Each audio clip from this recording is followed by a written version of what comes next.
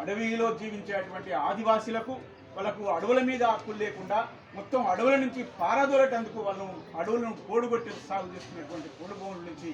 బేదక్కలు చేయించి బయటికి వెళ్ళగొట్టేటువంటి స్థితి కూడా ఇలా కొనసాగుతుంది. ఇలా అటవీ సంరక్షణ నియమాలు 2022 పేరుతోటి మొత్తం గతంలో సాధించుకున్నటువంటి 170 యాక్ట్ కానీ, పేసా చట్టం కానీ, ఇతర అటవీ హక్కుల చట్టం కానీ, ఇతర చట్టాలు మొత్తం కూడా నిర్వీర్యం చేసేటువంటి స్థితిలో ఇలా 2022 అటవీ సంరక్షణ నియమాలు అనేటువంటి పేరుతోటి ఇలా వస్తున్నాడు. అడవిలో ఉన్నటువంటి ఖనిజ సంపదను, బొగ్గు నిక్షేపాలు, గ్యాస్ నిక్షేపాలు, లేకపోతే ఐరన్ ఓర్ నిక్షేపాలు, డోలోమైట్, లాటరైట్ లాంటి నిక్షేపాలను మొత్తం ఖనిజ సంపదను మొత్తం కూడా అదానీ అంబానీలకు కట్టబెట్టడానికి అలా కంకణం కట్టుకున్నటువంటి స్థితి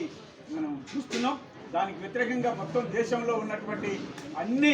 ఆదివాసీ సంఘాలకు